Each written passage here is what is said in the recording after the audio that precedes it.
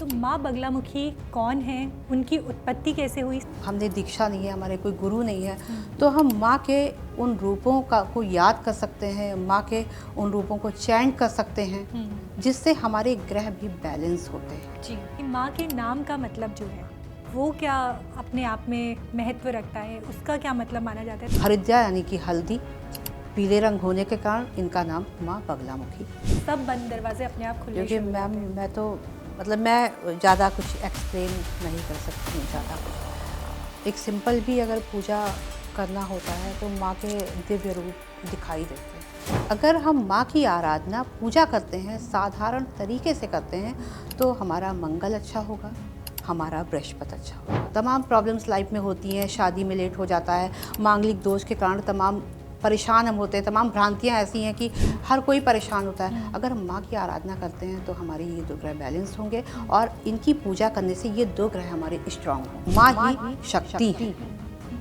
तो बिना शिव के शक्ति कहाँ और बिना शक्ति के शिव कहाँ। माँ का अगर नाम जप करना चाहें तो क्या इस तरह के कोई मंत्र हैं जो आम इंसान कर सकता है? ओम बगुला देवे नमः। ओम बगुला देवे नमः। जी। इस मंत्र का कम से कम एक माला जाप आपको रोज़ाना। रेगुलर करना चाहिए। कोशिश करें कि हल्दी की माला हो, अच्छा। नहीं हल्दी तो रुद्राक्ष के माले से। अगर आप किसी विशेष कार्य से जा रहे हैं और आपने माँ का ध्यान कर लिया, केसर का टीका लगा लिया, माँ का नाम आपने चैंट कर लिया, तो विशेष फल आपको प्राप्त होगा और इसका एक अलग ही महत्व है। कुंडली से अगर मैं समझना चाहूँ, क्या कुंडली में कोई ऐसे योग होते हैं जो ये बताते हैं कि उन पे बगलामुखी माँ की कृपा है, या ये जातक जो है इसको बगलामुखी माँ की पूजा करनी चाहिए, इसको वहाँ पे उनके दर्शन करने चाहिए? और जब ऐसी स्थितियाँ बने कि सब कुछ चारों तरफ से रास्ते बंद, तब हमें माँ की पूजा अर्चना करनी चाहिए। जी, इसके लिए कोई विशेष योग की या कुंडली में कोई ग्रह खराब की ऐसा कुछ भी नहीं है। शादी नहीं हो पा रही है, जिससे करनी है उससे नहीं हो पा रही है, तो इसके लिए हम माँ की आराधना कैसे करें? अच्छा बढ़िया अच्छे क्वालिटी का इत्र माँ को भेंट करें और माँ से अपने दिल की बात को कहें। नमस्कार दोस्तों, बहुत स्वागत है आपका आज के हमारे नवरात्रि स्पेशल पॉडकास्ट में। आज के पॉडकास्ट में हम बात करने वाले हैं नवरात्रि के पर्व के बारे में। नवरात्रि वो पावन समय होता है जब माँ दुर्गा अपने 9 रूपों में विराजमान होती है। इस दौरान हर घर में भक्ति की ज्योति जलती है और 9 रूपों की पूजा की जाती है। आज का जो ये हमारा पॉडकास्ट है, ये माँ के इन 9 रूपों से अलग एक और अनोखे रूप के बारे में है। आज हम उस महाविद्या के बारे में बात करेंगे जो सिर्फ रक्षा ही नहीं करती, बल्कि आपके दुश्मनों को भी खत्म कर देती हैं, इनजस्टिस के खिलाफ खड़ी होती हैं और कोर्ट केसेस जैसी हर चीज़ में आपको विजय दिलाती हैं। जी हाँ, हम बात करेंगे माँ बगलामुखी की, जो 10 महाविद्याओं में से 8वीं महाविद्या है।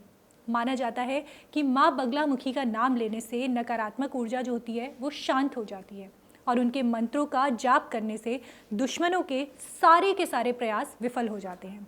लेकिन ये सब होता कैसे है? कैसे माता का आशीर्वाद प्राप्त किया जा सकता है और कैसे उनकी कृपा से जीवन को सफल बनाया जा सकता है? और इन सभी सवालों पर चर्चा करने के लिए हमारे साथ मौजूद हैं ज्योतिषाचार्य शुभ्रा शुक्ला जी। नमस्कार शुभ्रा। नमस्कार जी, बहुत बहुत धन्यवाद आपका। जी शुभ्रा जी, सबसे पहले क्योंकि हम माँ बगलामुखी के बारे में बात करने जा रहे हैं, तो माँ बगलामुखी कौन है, उनकी उत्पत्ति कैसे हुई, सबसे पहले हम आपसे ये समझना चाहेंगे। मैं सबसे पहले आपको ये बताने का प्रयास करूंगी कि माँ भगवती कौन है। जी। कहते हैं कि सतयुग में एक समय ऐसा था कि जब बहुत तूफान, बहुत परेशानियाँ, ऐसी ऐसी स्थितियाँ आई जब देवी देवताओं ने भी बिल्कुल अपने हाथ खड़े कर लिए कि हमसे अब कुछ भी आगे नहीं होने वाला है, कि जिससे स्थितियाँ सुधरेंगी। तब उन्होंने भगवान हरि को याद किया, भगवान विष्णु को याद किया और सभी ने भगवान विष्णु की से स्तुति की। उसके बाद फिर भगवान हरि ने अपनी पूजा अर्चना से माँ भगवती का ध्यान किया और हरिद्रा नामक नदी में, सरोवर में माँ बगलामुखी की उत्पत्ति हुई। उसी में उनका जन्म हुआ और माँ की उसी दिन से शुरुआत हुई। हरिद्रा यानी कि हल्दी पीले रंग होने के कारण इनका नाम माँ बगलामुखी पड़ा। अच्छा, तो ये भी एक कारण है कि माँ को पीला रंग बहुत पसंद है, क्योंकि नदी का वहाँ से कहीं ना कोई कनेक्शन माना जाता है। ऐसा है कि सिर्फ इतना कि वो जल था वो पीला था और हल्दी का एक मिश्रण था, इसलिए हम उन्हें जो है पीताम्बरी नाम से जानते हैं। जी। तो शुभ्रा जी, अभी हमने जाना कि जो माँ की उत्पत्ति हुई थी वो भगवान विष्णु की उपासना, जो उन्होंने भगवान विष्णु ने जो उपासना करी उस वजह से हुई है। कौन सा वो राक्षस था जिसका वध करने के लिए माँ को रूप लेना पड़ा, माँ को धरती पर आना पड़ा? वो आप हमें एक बार कथा सुनाइए अगर। देखिए, ऐसा था कि वैसे तो तमाम कहानियाँ प्रचलित हैं, लेकिन एक कथा ऐसी है जिसमें राक्षस मदनासुर ने पूरी तरीके से परेशान कर रखा था सभी को। उसको ऐसा वरदान मिला था कि वो जो भी कुछ कहेगा वो सत्य हो जाएगा। तो इससे सारे देवी देवता सभी बहुत परेशान हो गए। इसी वजह से उन्होंने भगवान हरि से प्रार्थना किया कि आप कुछ ऐसा करें कि जिससे इसका विनाश हो जाए। तो भगवान विष्णु ने माँ को याद किया, पूजा अर्चना किया, और माँ ने फिर ऐसी शक्ति की कि राक्षस की जीवा को उन्होंने स्तंभित कर दिया कि जिससे उसकी शक्तियाँ समाप्त हो जाए। जी। तो शुभ्रा जी, माँ के रूप के बारे में हम बात कर रहे हैं। अक्सर मूर्तियों में या तस्वीरों में जो हमने माँ का रूप देखा है कि उनके एक हाथ में राक्षस की जीवा है और उन्होंने एक हाथ में अपना शस्त्र पकड़ा हुआ है। अगर उसे हम समझना चाहें, उनका क्या मतलब निकलता है, वो अगर आप हमें बता सकें। देखिए, उसका मतलब सीधा यही है कि जितने भी विकार हैं, जितनी भी नकारात्मक ऊर्जा है, अगर हम माँ को इस रूप में देखते हैं तो इसका मतलब यही है कि जितनी भी नकारात्मकता है वो दूर हो जाती है। माँ का जो जीवा पकड़े हुए पोजीशन है राक्षस की, वो यही हमें दर्शाती है कि अगर हम गलत हैं, रॉन्ग है ना, तो हमारे साथ गलत ही होगा। वो एक जस्टिस की देवी है, तो वो न्याय ही करेगी। तो टोटल कहने का मतलब ये है कि जितनी भी निगेटिविटी है वो रिमूव हो जाती है अगर हम माँ का ध्यान करते हैं। माँ बगलामुखी के नाम का अगर मैं अर्थ समझना चाहूँ, जो कि आपने अभी ऑफ कैमरा भी हमने बात करी, तो आपने मुझे बताया कि माँ के नाम का मतलब जो है वो क्या अपने आप में महत्व रखता है, उसका क्या मतलब माना जाता है, ताकि हमारे दर्शकों जो हैं वो माँ के स्वरूप को और बेहतर तरीके से समझ सकें। देखिए, माँ का जो नाम है वो बिल्कुल साधारण हम उस समय बात करते हैं जब हम इनकी साधना विशेष रूप से नहीं कर सकते हैं। जैसे कि विशेष साधना में हम बीज मंत्र नहीं कर सकते हैं इनके, अगर हम गुरुमुख नहीं हैं, हमने दीक्षा नहीं ले रखी है, हमने दीक्षा नहीं है, हमारे कोई गुरु नहीं है, तो हम माँ के उन रूपों को याद कर सकते हैं, माँ के उन रूपों को चैंट कर सकते हैं, जिससे हमारे ग्रह भी बैलेंस होते हैं। इसमें काफ़ी ग्रहों का भी है कि अगर हमने माँ के इन 108 नामों को चैंट कर लिया तो इससे हमारे 9 ग्रह बैलेंस होंगे, शांत होंगे। कहते हैं कि राहु, केतु, शनि, तो जितने भी निगेटिव प्लैनेट्स हैं वो आपके शांत हो जाएंगे। वैसे तो शुभ्रा जी, आपने बता दिया कि सारे के सारे 9 ग्रह जो हैं वो माँ के नाम लेने से ही शांत हो जाते हैं, पर फिर भी अगर हम माँ बगलामुखी को किसी पर्टिकुलर ग्रह से जोड़ना चाहें कि वो कौन सा ग्रह है, क्योंकि आप ज्योतिषाचार्य भी हैं और आपको ये मतलब आप कुंडलियाँ भी देखती हैं, तो वहाँ अगर हम माँ बगलामुखी का देखें कि वो कौन से ग्रह का नेतृत्व करती हैं, वो कैसे हम समझ सकते हैं? जी बिल्कुल, बहुत ही अच्छा क्वेश्चन है। मार्स यानी मंगल और जुपिटर। अगर हम माँ की आराधना पूजा करते हैं, साधारण तरीके से करते हैं, तो हमारा मंगल अच्छा होगा, हमारा बृहस्पति अच्छा होगा। अगर हमारी कुंडली में मंगल ग्रह खराब है, या हम मांगलिक हैं, या गुरु ग्रह खराब है, इन सभी के कारण तमाम प्रॉब्लम्स लाइफ में होती हैं। शादी में लेट हो जाता है, मांगलिक दोष के कारण तमाम परेशान हम होते हैं, तमाम भ्रांतियाँ ऐसी हैं कि हर कोई परेशान होता है। अगर हम माँ की आराधना करते हैं तो हमारे ये 2 ग्रह बैलेंस होंगे और इनकी पूजा करने से ये 2 ग्रह हमारे स्ट्रांग होंगे। अच्छा, तो हमने ग्रहों की बात कर ली है, पूजा बार बार हम सुन रहे हैं कि पूजा करनी होती है। अब मैं अगर साधक नहीं हूँ या कोई भी इंसान जो गृहस्थ है, वो कैसे माँ की पूजा कर सकता है? कैसे जो लोग पहली बार पूजा करने जा रहे हैं, जो पहली बार पूजा करना चाहते हैं, उनके लिए क्या विधि हो सकती है? वो किस तरह के नियम अपना सकते हैं? ये हम आपसे जानना चाहेंगे। देखिए मैम, जो लोग पहली बार पूजा कर रहे हैं और गृहस्थ आश्रम में हैं, उनके लिए बिल्कुल साधारण रूप से पूजा है। आप दिन जो है वो मंगलवार चुनें या गुरुवार चुन सकते हैं। सुबह स्नान करके पीले वस्त्र धारण करें, माँ को ध्यान करें। अगर आपके पास माँ की फ़ोटो नहीं है तो आप दुर्गा माँ को ही एक बार इमेजिन करें कि माँ का रूप है। पीले वस्त्र पहने, पीली आसनी हो आपकी, माँ को पीले फल पीली मिठाई, पीले चुन्नी वस्त्र अर्पित करें। उसके बाद फिर माँ बगलामुखी चालीसा का पाठ करें। अच्छा। वो पाठ बिल्कुल सिंपल है, क्योंकि हम मंत्र की जब बात करते हैं तो उसमें त्रुटियां हो सकती हैं, लेकिन माँ बगलामुखी चालीसा या माँ के 12 नामों को आप 11 नामों को चयन कर सकते हैं। तो इस तरह से आप गृहस्थ जीवन में साधारण रूप से पूजा कर सकते हैं। आप फिर पूजा अर्चना करने के बाद फिर आप आरती करें माँ की।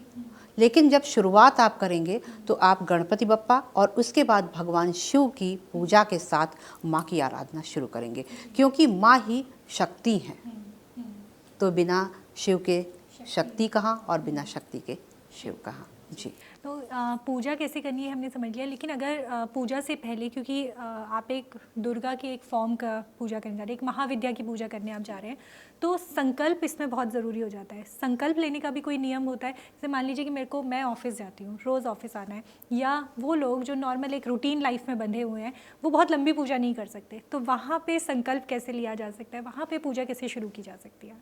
देखिए, इसके लिए मैं तो समझती हूँ कि ऐसा कोई संकल्प नहीं होना चाहिए, ना ही कोई ऐसा नियम होना चाहिए जिससे हम बंध जाएं।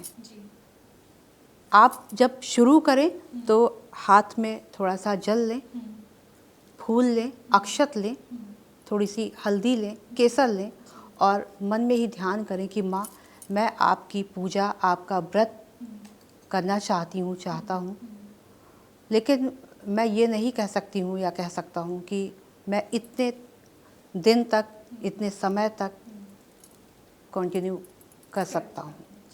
ठीक है, तो ऐसा करने से मन में किसी प्रकार से ऐसे ख्याल भी नहीं आते हैं कि अरे मेरा तो छूट गया। और माँ तो माँ है, कहते हैं नहीं कि पूत कपूत हो सकता है, माता को माता नहीं हो सकती है। तो इस तरह से बिल्कुल मन को साफ करके, बिल्कुल पवित्र मन से, किसी प्रकार से मन में भ्रांतियाँ ना पालें, माँ की पूजा अर्चना इस प्रकार से आप करें। जी, तो ये तो आपने बहुत खूबसूरती से बता दिया है कि माता को माता नहीं हो सकती हैं। अब माँ की पूजा करनी है, तो व्रत करना चाहता है कोई इंसान, तो व्रत कैसे कर सकता है? व्रत के लिए किन बातों का ध्यान रखने की ज़रूरत है और किस दिन से व्रत को शुरू किया जा सकता है? देखिए मैम, वैसे तो अब तरह तरह के लोग अपनी बातों को रखते हैं, लेकिन जो मैं यहाँ पर आपको बताना चाहूँगी कि माँ के उपवास के लिए मंगलवार वाला दिन होता है। जी। ठीक है, मंगलवार वाले दिन आप कोशिश करना चाहिए कि कोई भी अच्छे दिन तिथि से शुरुआत करें। कोई पर्टिकुलर तिथि हम माँ के लिए देखते हैं कि इस तिथि पे व्रत शुरू किया जा वैसे सकता तो है? नवरात्रि में ही कोई मंगलवार पड़ता है, गुप्त नवरात्रि में विशेष रूप से, क्योंकि गुप्त महाविद्या है। तो अगर आप चाहते हैं इनका उपवास शुरू करना, तो आप गुप्त नवरात्रि में जो भी मंगलवार पड़े उस दिन से शुरू करें। इसमें वही नियम है कि पीले वस्त्र, आपका पीला भोग, जो दीपक जलेगा उसमें भी थोड़ा सा केसर और हल्दी का प्रयोग करें। माँ के नामों का चैंट करें, कम से कम नहीं बहुत ज़्यादा तो 21 बार, 51 बार। चालीसा पढ़ सकते हैं बिल्कुल साधारण रूप से, माँ के स्तोत्र पढ़ सकते हैं। और उसके बाद फिर कोई ऐसा संकल्प की बात नहीं कि आप संकल्प लें किसी चीज़ का। शाम के समय एक टाइम का आप भोजन कर सकते हैं जिसमें नमक नहीं खा सकते हैं आप सिंपल बेसन की चीले, बेसन की रोटी, दही से, दूध से, सुबह में आप फल और दूध ले सकते हैं। एक शाम का आप भोजन कर सकते हैं। इस तरह से बिल्कुल साधारण रूप से आप माँ की पूजा अर्चना और व्रत कर सकते हैं। जी, तो क्योंकि हम, जैसे आपने बोला कि 21 बार, मिनिमम 21 बार आप कर सकते हैं या 51 बार कर सकते हैं। अब इसमें मैं एक चीज़ समझना चाहती हूँ कि क्या पुरुष और नारी शक्ति अगर पूजा कर रही है तो क्या उसमें नियम बदल जाते हैं, उसमें नियम सेम रहते हैं? क्योंकि कई बार महिलाओं के साथ ये समस्या आती है कि वो अगर एक पूजा अनुष्ठान में है, पूजा किसी वश वो नहीं कर पा रहे हैं, तो क्या वो पूजा कंटिन्यू मानी जाती है या उन्हें दोबारा से शुरू करनी पड़ती है? देखिए, ऐसा तो ये तो मैं नहीं कह सकती हूँ कि पूजा दोबारा फिर से शुरू करनी पड़ती है। ऐसा नहीं है, आपने जहाँ पर आपने जितना किया था, बस जब आपको फिर से पूजा शुरू करनी है तो आप उसके आगे अपनी पूजा को शुरू कर सकते हैं। ऐसा कुछ नहीं है, क्योंकि आपको तो खुद ही पता है कि हमारा जो शरीर है वे शक्ति है। तो अब माँ तो माँ है, वो तो सब जानती है ना, तो हमको आगे और पीछे कुछ भी करने की आवश्यकता नहीं है। हम वहीं से पूजा शुरू करेंगे। जहाँ से हमने कोई जाप है हमारा बीच में स्टॉप हुआ है, तो हम उसके आगे से फिर शुरू कर देंगे। उसे दोबारा फिर ऐसा करने की आवश्यकता बिल्कुल नहीं है। तो शुभ्रा जी, मंत्रों की आपने बात करी, अभी मंत्रों के बारे में आपने बताया कि जो बीज मंत्र होते हैं, क्योंकि मंत्रों में बीज शब्द जो आते हैं उनको कोई भी इंसान ऐसे ही नहीं पढ़ सकता है। कोई एक सिंपल मंत्र जो माँ का हम जानना चाहें, या नाम जप जिसको हम कहते हैं कि माँ का अगर नाम जप करना चाहें, तो क्या इस तरह के कोई मंत्र हैं जो आम इंसान कर सकता है? जी बिल्कुल है। वैसे तो मैं यही कहूँगी कि आप अगर गुरुमुख नहीं है, दीक्षा नहीं ले रखा है, तो आप बिल्कुल साधारण तरीके से माँ के ही नामों का चैंट करें। और अगर आपका मन है तो ओम बगुला देव्ये नमः, ओम बगुला देव्ये नमः, ओम बगुला देव्ये नमः, जी। इस मंत्र का कम से कम एक माला जाप आपको रोज़ाना रेगुलर करना चाहिए। कोशिश करें कि हल्दी की माला हो, अच्छा। नहीं हल्दी तो रुद्राक्ष के माले से। अच्छा, तो जो भी लोग हल्दी की माला से माँ की पूजा नहीं कर सकते हैं, वो अगर रुद्राक्ष से भी जी, करते हैं बिल्कुल। तो सेम ही फल मिलने वाले सेम ही हैं। फल मिलेगा। तो शुभ्रा जी, इसमें एक चीज़ अब मैं आपसे जानना चाहूँगी कि तिलक जो हम लगाते हैं, वैसे तो आपने बोला कि पीले रंग का इस्तेमाल किया जाता है, हल्दी का तिलक है उसकी इम्पोर्टेंस ज़्यादा है, केसर का तिलक लगा जाए उसकी इम्पोर्टेंस ज़्यादा है, या कोई और चीज़ ऐसी है जो माँ को प्रिय है जिसका तिलक लगाया जा सकता है? देखिए, माँ को हल्दी तो अति प्रिय है ही है, केसर भी अति प्रिय है। अगर आप किसी विशेष कार्य से जा रहे हैं और आपने माँ का ध्यान कर लिया, केसर का टीका लगा लिया, माँ का नाम आपने चैंट कर लिया, तो विशेष फल आपको प्राप्त होगा और इसका एक अलग ही महत्व है। तो नाम चांट में सिर्फ बगलामुखी माँ को किस तरह से बोला जाए? जैसे एक तो मंत्र आपने हमें बताया ही है, बट अगर मुझे नाम जप करना है, जैसे अगर हम कृष्ण जी को याद करते हैं तो कृष्ण कृष्ण कृष्ण याद कर लिया जाता है, या राधे राधे राधे बोल लिया जाता है। अगर माँ के लिए मुझे नाम जप करना है तो क्या उसके लिए भी कोई इस तरह से बात की जा सकती है, इस तरह से नाम जप किया जा सकता है? मैम बिल्कुल सिंपल है, आप चाहे काउंट करके कर सकते हैं या काउंटर से आप ओम बगुलाय नमः, शुभ्राय नमः, श्वेताय नमः, विष्णु वनिताय नमः, ऐसे इनके 108 नाम हैं। आप बिल्कुल सिंपल चाहें तो काउंटर से, चाहें तो आप माला से, चाहें तो आप काउंट करके आराम से कर सकते हैं। तो शुभ्रा जी, मान लीजिए जो माता के मंदिर हैं, सबसे ज़्यादा महत्व जो माना जाता है, शायद कई जगहों पे कहा जाता है कि वो नलखेड़ा में उनको बहुत ज़्यादा पूजा जाता है, कभी कभी कहा जाता है कि हिमाचल में माँ का असली स्वरूप जो है वो वहाँ पे है, कहीं पे ये कहा जाता है कि दतिया में भी माँ का स्वरूप विराजमान है। आपसे अगर मैं समझना चाहूँ तो माँ का, वैसे तो किसी भी मंदिर में दर्शन किए जाए वो एक ही बात है, लेकिन फिर भी अगर किसी को पूजा करनी है तो कौन से मंदिर में जाके पूजा वो कर सकता है? देखिए मैम, ये आपने जो प्रश्न किया, इस प्रश्न में मैं यही कहूँगी कि तीनों जगह का अपना अलग अलग महत्व है। आप जहाँ भी पहुँच जाओ, क्योंकि माँ तो तीनों जगह अपने अलग अलग रूपों में विराजमान है। जैसे दतिया की अगर मैं बात करूं तो कहते हैं कि माई महाराज ने 1921-20 के आसपास माँ को स्थापित किया था, वहाँ के राजा जी के आदेश से। और उसके बाद फिर तमाम ऐसी जो घटनाएं या तमाम परेशानियां जो थी, जैसे कि आपको खुद ही पता होगा कि चाइना और भारत में युद्ध चल रहा था, उस समय पंडित जी ने आदेश किया था माई महाराज को, तो उस समय सचंडी यज्ञ हुआ था और उसके बाद फिर चाइना ने खुद से ही घुटने टेक लिए थे। ठीक है, तो इस तरह से अगर मैं पॉलिटिशियन, आप सुनती होंगी कि काफ़ी जाते हैं, तो कोर्ट कचहरी से रिलेटेड प्रॉब्लम है, या फिर आदमी पॉलिटिशियन है, ठीक है, और भी तमाम परेशानियां ऐसी हैं जो जीवन से नहीं समाप्त हो रही हैं, तो ऐसे में तो दतिया में लोग ज़्यादा से ज़्यादा जाते हैं और माई के दर्शन करते हैं, पूजा अर्चना करते हैं। शुभ्रा जी, क्योंकि अभी हम बात कर रहे हैं कि जब लोगों की ज़िंदगी में परेशानियां आती हैं, आप खुद एक ज्योतिषी हैं, कुंडली से अगर मैं समझना चाहूँ, क्या कुंडली में कोई ऐसे योग होते हैं जो ये बताते हैं कि उन पर बगलामुखी माँ की कृपा है, या ये जातक जो है इसको बगलामुखी माँ की पूजा करनी चाहिए, इसको वहाँ पे उनके दर्शन करने चाहिए? देखिए मैम, मैं इसमें योग की बात तो नहीं कर सकती हूँ, लेकिन अगर आपको ये लग रहा है कि चारों तरफ से रास्ते बंद हैं, कभी कभी क्या होता है कि हम सोना छूते हैं मिट्टी हो जाता है, कहने का मतलब ये है कि हम जिस काम में भी हाथ डालेंगे वो काम हमारा नहीं होगा। अगर कोई हमें लाइफ में ऐसा सपोर्टर भी मिल रहा है कि उसके काम अच्छे थे, अगर वो हमारी लाइफ में आया और उसके काम खराब हो गए, तो ऐसे में भी माँ की शरण में हमें जाना चाहिए, माँ की पूजा अर्चना करनी चाहिए। और जब ऐसी स्थितियाँ बने कि सब कुछ चारों तरफ से रास्ते बंद, तब हमें माँ की पूजा अर्चना करनी चाहिए। जी। इसके लिए कोई विशेष योग की या कुंडली में कोई ग्रह खराब की, ऐसा कुछ भी नहीं है। क्या बगलामुखी माँ से किसी नंबर को भी जोड़ा जाता है? जैसे यूजुअली आवृत्तियों के लिए नंबर देखा जाता है, तो हर माँ का या हर ग्रह का अपना एक नंबर होता है, क्या बगलामुखी माँ के लिए भी कोई नंबर इस तरह से देखा जाता है? मैम, माँ के लिए तो हम जो देखते हैं वो 8 नंबर देखते हैं। ठीक है। और लोगों ने अलग अलग तरीके से अपनी अपनी बातों को रखा है, तो इस पे विशेष चर्चा मैं नहीं करूँगी। जी, तो ये हमने बात कर ली है। अगर हम माँ को भोग की बात करें, अब मुझे माँ को भोग लगाना है, तो भोग में क्या चीज़ें हैं जो दी जा सकती हैं, जो अर्पित की जा सकती हैं, या कौन सी विशेष ऐसी चीज़ है जो माँ को अति प्रिय है?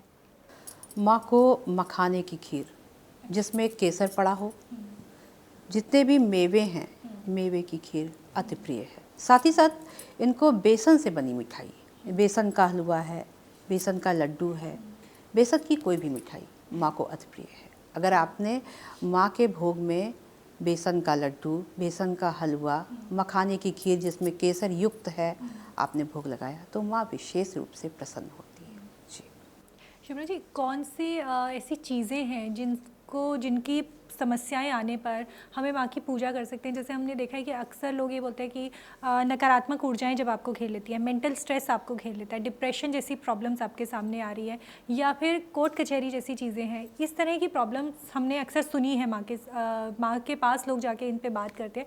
क्या कुछ और भी ऐसी चीज़ें हैं जिनकी लाइफ में जो आपकी लाइफ में प्रॉब्लम्स चल रही हैं, उनको लेकर अगर आप माँ के पास अर्जी लगाते हैं तो आपके काम जो है वो एक बार में बन जाते हैं? निश्चित ही मैम, अगर आपने किसी भी प्रकार कोर्ट कचहरी से संबंधित दिक्कत है, लाइफ में शादी, पर्सनल लाइफ से रिलेटेड प्रॉब्लम है, आपको ऐसा लगता है कि आपकी लाइफ में अब कुछ बचा ही नहीं है, तो अगर आप माँ के दर्शन करके अर्जी लगाते हैं, एक सिंपल हवन पूजन कराते हैं, तो निश्चित ही लाभ होता है, इसमें कोई संदेह नहीं।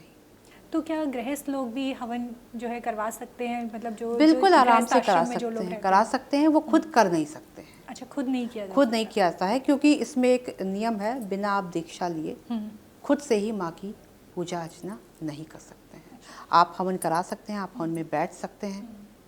आपका जो भी प्रोग्राम है, शादी में देर हो रहा है, या फिर आपकी लाइफ में दिक्कतें चल रही हैं, आप पॉलिटिक्स में जाना चाहते हैं, आप उसमें सक्सेस नहीं हो रहे हैं, ऐसी कोई भी परेशानी है, तो आप माँ के अनुष्ठान करा सकते हैं, पूजा पाठ करा सकते हैं, हवन करा सकते हैं। शिवरा जी, हम मंत्रों को लेकर हमने सिंप्लीफाई मंत्रों के बारे में बात करी कि कौन से नाम जप वाले मंत्र हैं जिनको किया जा सकता है। एक चीज़ है कि जो माँ के ओरिजिनल मंत्र हैं या जो बीज मंत्र हैं, उन्हें बहुत पावरफुल माना जाता है। ऐसा माना जाता है कि उनकी शक्ति जो इतनी ज़्यादा होती है कि शायद एक आम इंसान उसे अपने अंदर सहन नहीं कर सकता है। ये माँ के मंत्रों को इतना पावरफुल क्यों माना जाता है? उसके पीछे का रीज़न क्या माना जाता है? देखिए, माँ के मंत्रों को इसलिए बहुत पावरफुल माना जाता है क्योंकि आपको तो पता है, स्तंभन की देवी है ये, चीज़ों को रोक देती हैं। अगर कोई बुरी शक्तियाँ हैं वो हावी हो रही हैं तो वहाँ पर रुक जाती हैं। इनके रूप उग्र हैं, लेकिन यहाँ मैं नहीं कहूँगी कि उग्र ही हैं, सॉफ्ट भी हैं, सौम्य हैं। तो इसीलिए इनके मंत्रों को हम सभी करने से पहले, अगर हम गुरुमुख नहीं हैं या फिर हमने दीक्षा नहीं ले रखी है, तो हम आम तरीके से कहीं भी पब्लिक प्लेस पे कहीं भी इनके मंत्रों को चैन नहीं कर सकते, किसी से बता नहीं सकते हैं। इसीलिए हम सभी इससे थोड़ा सा भ्रमित होते हैं, डरते हैं।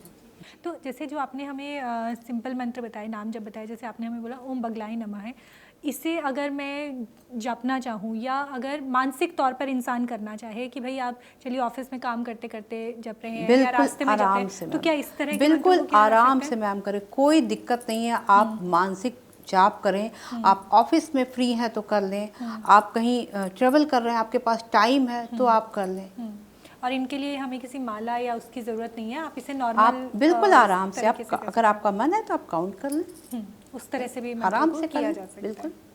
तो शिवरा जी, मंत्रों की बात कर ली हमने। अब जैसे चालीसा है, या चालीसा को ही अक्सर हम ये देखते हैं, या बगलामुखी माँ का जो कवच आता है, कवच को पढ़ा जा सकता है क्या? कोई भी इंसान इसे पढ़ सकता है? कोई भी पढ़ सकता है, कोई दिक्कत नहीं, आराम से, बिल्कुल आराम से पढ़ सकते हैं, कोई समस्या नहीं है।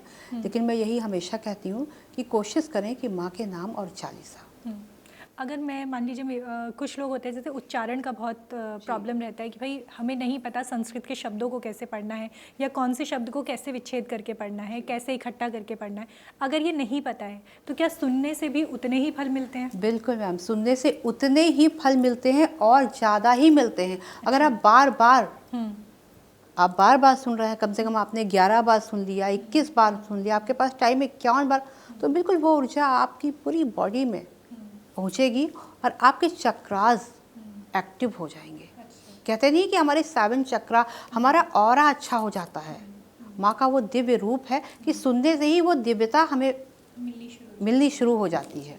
तो अगर मैं चक्रों में समझना चाहूँ तो माँ कौन से चक्र के लिए उसकी अधिष्ठात्री मानी जाती है कि ये चक्र तो माँ से जुड़ा हुआ माना जाता है? जैसे हम बोलते हैं कि सहस्त्रहार जो है वो भगवान शिव का हम उसे मानते हैं, तो इस तरह से अगर देखा जाए तो माँ कौन से चक्र के लिए देवी मानी जाती है? मैं वैसे तो हम बात करते हैं तो अपने आज्ञा चक्र की ही बात करते हैं, यहाँ पे आज्ञा चक्र, क्योंकि जितने भी बातों के कनेक्शन होते हैं वो हमारे सारे यहीं से होते हैं। और तो हम तो गुरु को भी ये रूल गुरु को भी रूल करती है, तो अब आदेश कहते नहीं है कि गुरु को भी रूल कर रही हैं, तो मतलब माँ से अगर हम कनेक्ट होते हैं तो हमारे आज्ञा चक्र को स्ट्रॉन्ग करती हैं।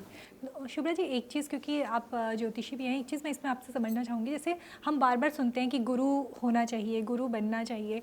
अगर किसी का कोई गुरु नहीं है या मैं गुरु नहीं बना पा रही हूँ, कोई इंसान है जो गुरु नहीं बना पा रहा है, वो कैसे अगर पूजा में आगे बढ़ना चाहता है तो क्या उसके लिए भी ऐसा कोई ग्रह है, ऐसे कोई देवता हैं जिन्हें आप गुरु मान के पूजा शुरू कर सकते हैं, या माँ को ही गुरु मान लो और पूजा शुरू कर? देखिए मैम, मैं खुद से मतलब मैं अपनी भाषा में अगर कहूँ तो अगर कोई गुरु नहीं है तो अगर आपके घर में जैसे मम्मी पापा है ना, दादा दादी, उनके कोई गुरु हैं तो आप उनकी फ़ोटो रख के उनका ध्यान करके आप पूजा शुरू कर सकती हैं। नहीं तो आप भगवान विष्णु का ध्यान करके, क्योंकि भगवान विष्णु सारे ग्रहों के अधिष्ठात्री माने जाते हैं, तो आप उनकी फ़ोटो रख के उनका ध्यान करके आप भी माँ की पूजा शुरू कर सकते हैं।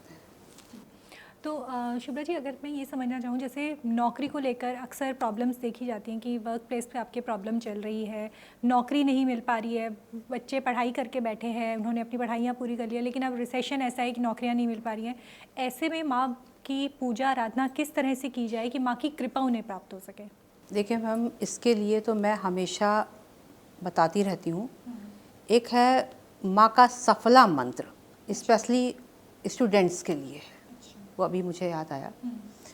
तो अगर कॉम्पिटिटर हैं, विद्यार्थी हैं, तो बस आप माँ की सिंपल पूजा करें, माँ के स्थान पे बैठें, माँ के सफला मंत्र 11 टाइम ओनली आप चैंट करें और केसर का टीका लगाना शुरू करें। तो हम ये समझ सकते हैं या जान सकते हैं कि सफला मंत्र कौन सा है, ताकि जो भी बच्चे सर्च करें या पूजा पढ़ना चाहें मैम तो बिल्कुल आप सर्च करेंगे, आप तुरंत, बिल्कुल सिंपल है सफला मंत्र जो है, तुरंत हाँ मिल जाए, कोई दिक्कत नहीं है।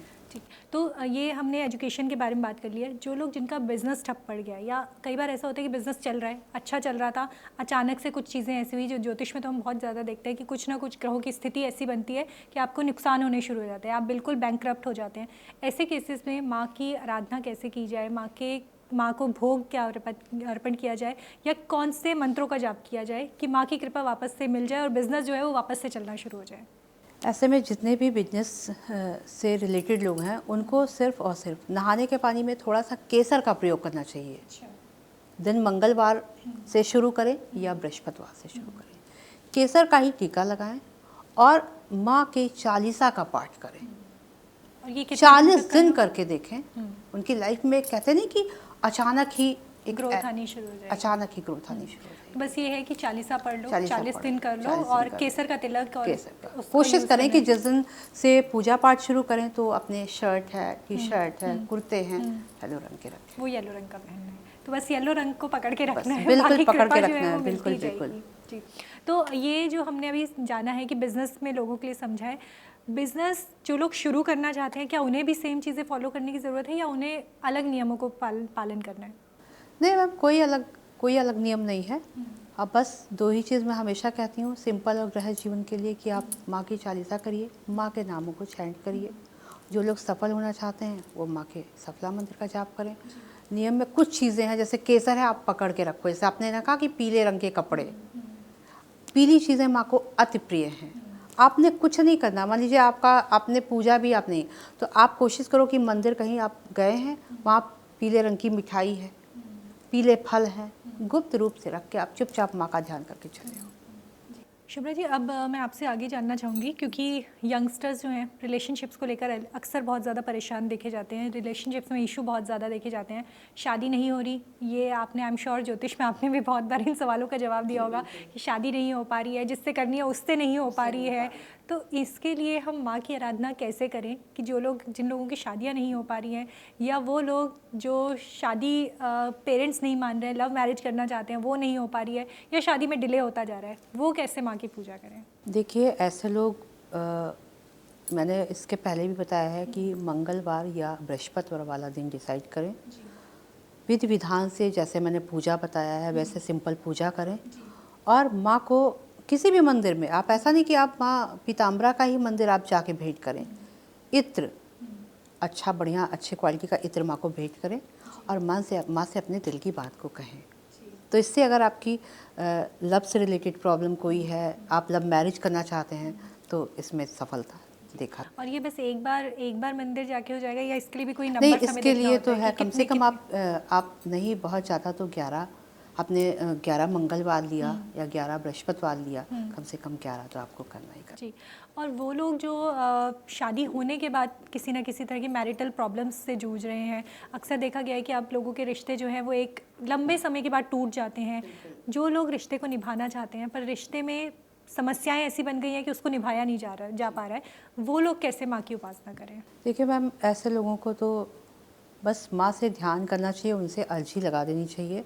नहाने के पानी में रेगुलर नियम से बिल्कुल अपने नहाने के पानी में इत्र का प्रयोग करना चाहिए, या फिर आप माँ की आपने पूजा की है, कुछ फ्लावर्स आपने नेचुरल फ्लावर्स आपने उसी स्थान पे रख दिया है बाउल में करके, जब आपकी पूजा समाप्त थी कुछ एनर्जी, तो उसे आप अपने नहाने के पानी में उस जल को आपने निचोड़ के फ्लावर्स को उसका आप यूज़ करना शुरू करें। और ये दोनों पार्टनर्स को करना है? दोनों पार्टनर्स को करना। अगर कोई दूसरा नहीं कर रहा है तो ऐसा कुछ नहीं है, कोई एक भी कर ले तो हाँ उसके अच्छे रिस्पांस मिलेंगे। साथ ही साथ ये बना लें कि आपको इत्र का दान गुप्त रूप से करना ही करना है। इससे दाम्पत्य जीवन में मधुरता आएगी, और ऐसी कोई भी परेशानियाँ शादी से रिलेटेड है या फिर लव मैरिज करना चाहते हैं, नहीं हो रहा घर वाले, तो ऐसी भी समस्याएं समाप्त होंगी। शुभ्रा जी, अब अक्सर कई बार ये देखा जाता है कि, और क्योंकि माँ जो है वो 10 महाविद्याओं में से एक है, नकारात्मकता से मुक्ति दिलाती हैं, ये देखा जाता है। बहुत बार लोग इस तरह के सवाल पूछते हैं, बहुत बार लोगों से हमने ये सुना है कि वो ये कहते हैं कि किसी तरह की नेगेटिव एनर्जी ने उन्हें घेर रखा है, या फिर किसी ने नज़र लगा दी है, किसी ने कुछ करवा दिया है, क्योंकि माँ तो खुद उन सब चीज़ों को रोकने वाली है। वैसे अगर कोई भी इंसान ये फील करता है कि उसको इस तरह की प्रॉब्लम्स जो है सामने आ रही हैं, तो वो कैसे माँ की उपासना कर सकता है, कितने दिन तक करनी चाहिए, वो अगर आप हमें बता सके तो। अगर किसी को भी ऐसा लगता है कि कोई नकारात्मक ऊर्जा हावी हो रही है, या कभी कभी क्या होता है कि कोई ऐसी प्रॉब्लम नहीं होती है तब भी हम तमाम अपनी ही समस्याओं को लेके पूरी तरह से परेशान रहते हैं, इंसान डिप्रेशन में चला जाता है, टेंशन में रहता है, फुल टाइम उसका कुछ करने को मन ही नहीं करता। जब नहीं मन करता तब तो हम यही सोचते हैं कि शायद किसने कुछ करवा दिया। ऐसी कंडीशन में आपको मंगलवार वाले दिन सुबह उठ के माँ की सिंपल ही पूजा, वही पूजा अगर आप चालीसा भी नहीं पढ़ना चाहते हो तो सिर्फ सिंपल मंत्र जो मैंने बताया है, ओम बगला देव्य नमः 11 टाइम्स चैंट करें। उसके बाद फिर शाम के समय एक मिट्टी का बाउल ले ले, उसमें थोड़ी सी कंडी, थोड़ी सी पीली सरसों, थोड़ा सा लोबान, थोड़ी सी हल्दी, कपूर, थोड़ा सा गुड़ डाल के उसकी धुनी जलाएं। धुनी जला के खुद उसमें हाथ को अपने सेके और पूरे घर में उसे घुमा दें। ऐसा करने से अगर आपने 7 मंगलवार भी कर लिया तो ऐसी नकारात्मक, मैं दावे के साथ कह सकती हूँ कि समाप्त हो जाएगी। अच्छा। पूरी तरह से जैसी भी ऊर्जा ऐसी है जो आप पे हावी हो रही है, ऐसी किसी भी प्रकार की ऊर्जा समाप्त हो जाएगी।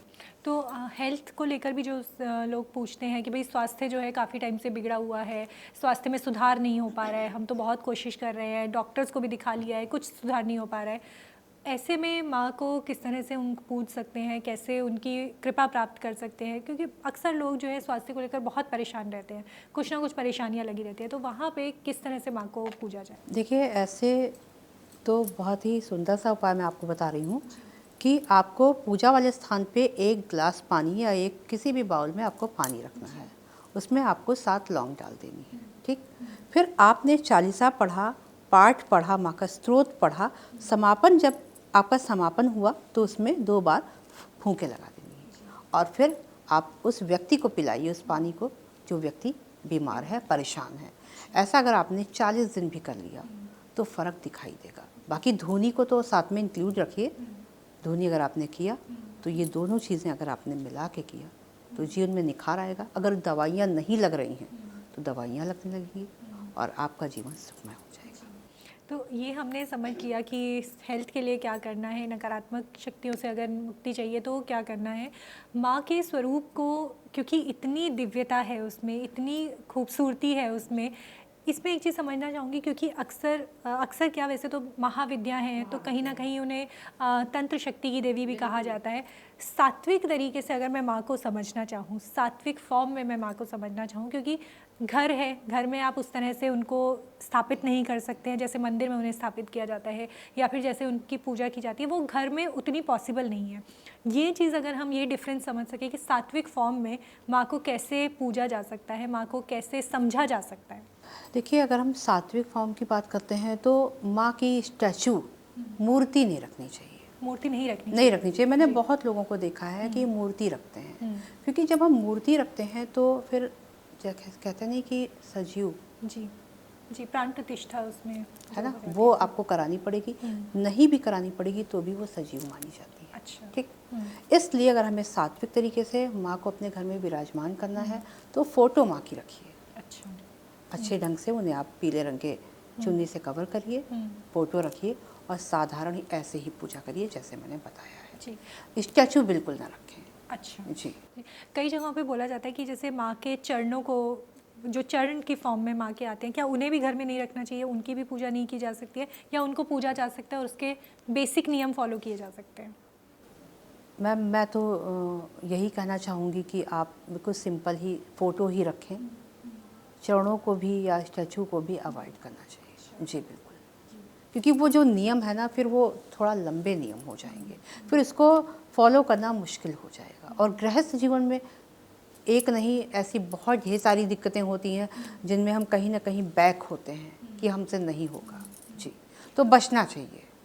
पर जो लोग भी अगर ये रख रहे हैं, मतलब इनको रखने से क्या ऐसा है कि मतलब अगर आपने रखा है, नहीं रखा है तो ऐसी कोई दिक्कत नहीं है, कोई ऐसी परेशानी नहीं है।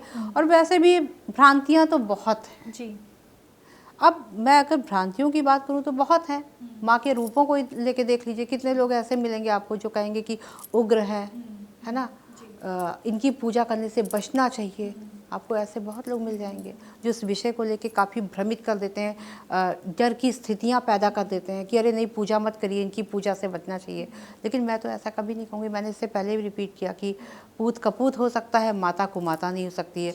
जहाँ त्रुटियाँ हो वहाँ आपका जब पूजा समाप्त हो तो आप क्षमा प्रार्थना और कोशिश करना चाहिए कि क्षमा याचना आप पढ़ सकते हैं तो लास्ट में क्षमा याचना जरूर कर लें।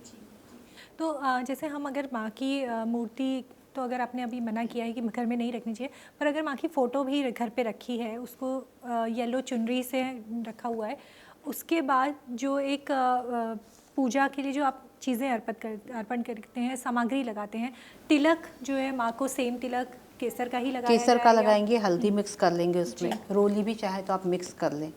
आप माँ को सिंदूर भी अर्पित कर सकते हैं। इतनी चीज़ें आप अर्पित करें। पीले फूल या पीली माला, मिठाई में बेसन से बनी मिठाई, आप खीर अगर करना चाहते हैं तो केसर युक्त खीर, ठीक है। आप जो आरती करेंगे उसमें भी 2-4 पंखुड़ियाँ केसर की या थोड़ी सी हल्दी। और श्रृंगार जो माँ को चढ़ाया जाता है, क्या उसमें भी पीले रंग का ध्यान रखना? पीले रंग का बिल्कुल ध्यान रखना। माँ को तो वही पीली वस्तु, तो मतलब अगर जैसे अगर आप चूड़ियाँ चढ़ानी है पीली तो चढ़ाएं, रंग की पीली चुन्नी चढ़ाएं। आप जितने श्रृंगार अब उनके माँ के कर रहे हैं बिल्कुल पीला। माँ तो दिव्य है और उसको दिव्यता पसंद है। जी।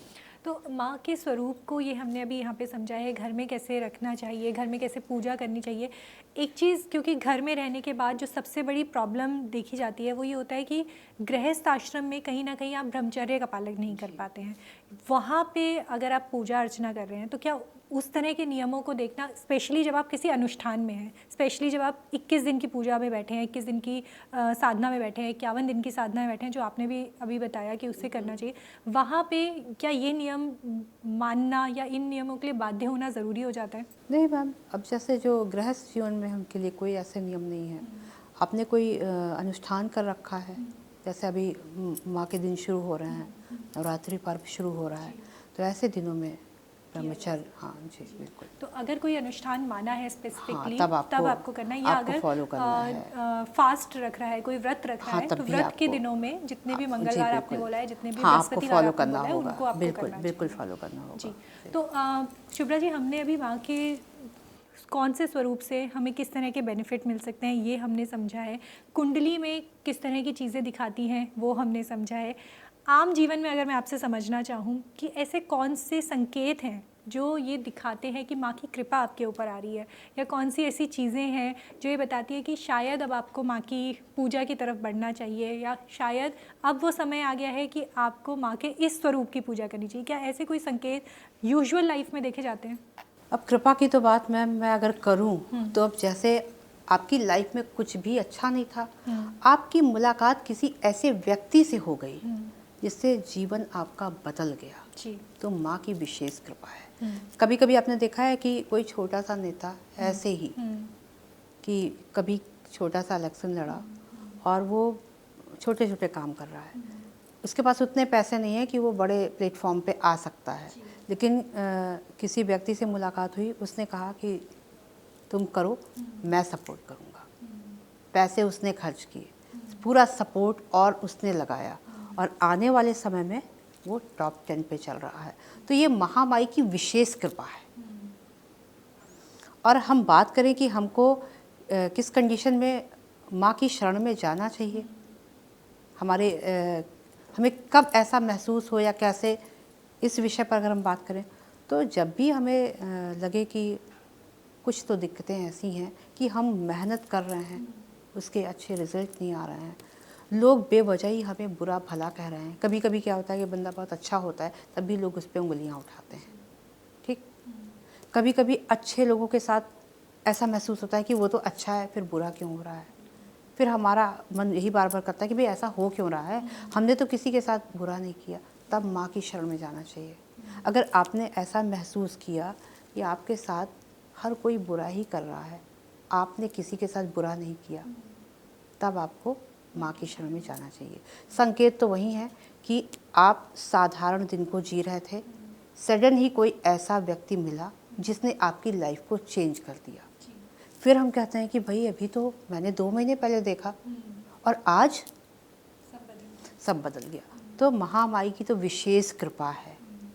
कहते नहीं है कि उसकी पूजा में इतनी शक्ति है कि अगर हमने साधारण तरीके से भी माँ का ध्यान कर लिया तो सच कहती हूँ जीवन बदल जाता है। आखिर है तो वो माँ ही ना, आपने नाम भी ले लिया तो अपने में वो खुश हो जाएगी कि चलो आपने आप दिल से कुछ नाम भी ले नहीं, लिया। आपने सिर्फ सिंपल ही सिर्फ नाम ही, कुछ नहीं है, आपने सुनना ही शुरू कर दें। मैं तो सबसे कहती हूँ अगर आपका नहीं मन है आप चैंट भी नहीं कर सकते हो, आप चालीसा भी नहीं पढ़ सकते हो, जब भी आपके पास समय हो आप माँ के 108 नामों को लगा लो और सुनते रहो। जीवन में ऐसा बदलाव कि आप एक बार सोच भी नहीं पाएंगे। तो माँ की शक्ति दिव्य है, माँ की महिमा दिव्य है, और माँ के रूप तो दिव्य हैं ही हैं, क्योंकि इनके तो रूप बिल्कुल एक नहीं अनेक हैं। जी शुभ्रा जी, हमने माँ के बारे में इतनी बातें कर ली हैं, आपका कोई ऐसा एक्सपीरियंस जो आप हमारे साथ शेयर कर सके? वैसे तो आई एम श्योर बहुत सारे ऐसी चीज़ें हुई होंगी माँ की कृपा से, बट कोई एक एक्सपीरियंस जो आप दर्शकों के साथ शेयर करना चाहें कि वहाँ पे आपको ऐसा लगा कि ये चीज़ यहाँ बिल्कुल अटक चुकी थी और माँ की कृपा से सब चीज़ें जो हैं वो रास्ते पर आ गई हैं, सब चीज़ें ठीक हो गई हैं? मैम ऐसे तो मेरे पास एक नहीं अनेकों हैं, लेकिन मैं आपसे एक घटना शेयर करना चाहूँगी कि एक लड़की मेरे पास आई थी, उसकी शादी फिक्स हो गई थी, और शादी होने को जैसे अभी परसों शादी होनी है, उसे पता चला कि होने वाला पार्टनर काफ़ी बुरा इंसान है। ठीक, तो शादी के पहले भी मुझसे मिली थी, मैंने उसको कुछ चीज़ें बताई थी, कुछ कवच मैंने उसको पहनाए थे। खुश भी थी काफ़ी, क्योंकि लड़का काफ़ी रिच फैमिली से बिलोंग करता है। लड़कियों का तो होता ही कि काफ़ी हाई फाई फैमिली में हम जा रहे हैं। जब सडन उसको पता चला तो फिर उसने मुझे कॉल किया, रोने लगी, बहुत परेशान हुई। मैंने कहा बेटा अब मैं क्या ही कर सकती हूँ, अब तो कुछ नहीं हो सकता है। लेकिन फिर मैंने महामाई का ध्यान किया और मैंने भी उसे कहा कि बेटा तुम कुछ टिप्स ऐसे ऐसे करो, घर में थोड़ा सा अपने पापा को भी इस बात को बताओ। पापा बिल्कुल तैयार नहीं, अरे नहीं अब परसों शादी है हमारी, बेइज्जती हो जाएगी, नात रिश्तेदार क्या कहेंगे, कार्ड्स बढ़ चुके हैं, छप चुके हैं। लेकिन ऐसी महामाई की कृपा कि उनके फादर से ही कोई ऐसा व्यक्ति मिला जिसने पूरा प्रूफ के साथ कि ये देखिए लड़का ऐसा है, शादी कैंसिल हो गई। विदिन 15 डेज में इतनी अच्छी शादी उसकी हुई, क्योंकि नाम मैं नहीं ले सकती हूँ, कि आज उसकी लाइफ बिल्कुल चेंज है। इस समय वो बाहर है, विदेश में। अच्छा जी। तो कभी भी काफ़ी मतलब अच्छा लगता है जब कभी कॉल पे बात होती है या कुछ ऐसा। जी, तो यही शायद माँ की कृपा है, यही अनुकंपा है कि जहाँ पे आपको लगे कि यहाँ से कोई रास्ता नहीं है, यहाँ से हम बच नहीं सकते हैं, वहाँ भी वो आपको कोई ना कोई ऐसा रास्ता ज़रूर दिखा देती है जहाँ से सब बंद दरवाजे अपने आप खुलने शुरू हो जाते हैं। क्योंकि मैम मैं तो मतलब मैं ज़्यादा कुछ एक्सप्लेन नहीं कर सकती हूँ, ज़्यादा कुछ। एक सिंपल भी अगर पूजा करना होता है तो माँ के दिव्य रूप दिखाई देते हैं। अब इससे ज़्यादा मैं कुछ नहीं कह सकती हूँ, क्योंकि उनकी कृपा, उनका रूप, उनका स्वरूप इतना दिव्य है कि वर्णन करना मुश्किल है। बस इतना ही कहूँगी कि जब भी लगे कि जीवन में आपके साथ कोई नहीं खड़ा है तो सिर्फ आप माँ का ध्यान करें। जी। तो शुभ्रा जी, इस पूरी चर्चा पे आज आपने हमें इतनी सारी चीज़ें बताई माँ के बारे में, कौन से परेशानी में कैसे पूजा करनी है आपने ये बताया, व्रत शुरू करना है तो कैसे कर सकते हैं आपने बताया। एक आखिरी चीज़ जो आप दर्शकों के साथ बताना चाहें, दर्शकों को एडवाइस देना चाहें या उन्हें कोई भी एक संदेश अगर आप देना चाहें तो। देखिए, मैं तो सिर्फ यही कहूँगी, जितने भी दर्शक हमारे देख रहे हैं, कि जब आपको चारों तरफ से दरवाजे बंद मिले, आपका विश्वास सबसे ख़त्म हो चुका हो, आपको लग रहा है कि सारे दरवाजे लॉक हो गए हैं, तो आप सिर्फ महामाई की शरण में जाएं। कभी मौका मिले तो कहीं भी आप दतिया, नलखेड़ा, हिमाचल जाके माँ के दर्शन करें और नियम से माँ का ध्यान करें। सिर्फ मैं इतना कहूँगी, उसके बाद आप खुद देखें कि आपके जीवन में कैसा निखार आता है। और इसके लिए कोई नियम मानने की ज़रूरत कोई नहीं नियम है, नहीं, कोई नियम नहीं, बस दिल से करें, सच्चे मन से करें और माँ को माँ की तरह मान के करें कि तुम माँ हो मेरी, जैसे हमारी रियल मदर होती है ना जी। बस उतना ही हक उतना ही हक दिखा के, पूरा हक। एक मैसेज सिंपल लिख के, एक मैसेज लिख दें, फोल्ड करके अपने बैग में रख लें। जी। तो शुभ्रा जी, इस पूरी चर्चा के लिए आपका बहुत बहुत धन्यवाद। हम चाहेंगे कि माँ की कृपा आपके थ्रू हम सब पे और हमारे दर्शकों तक पहुँचती रहे।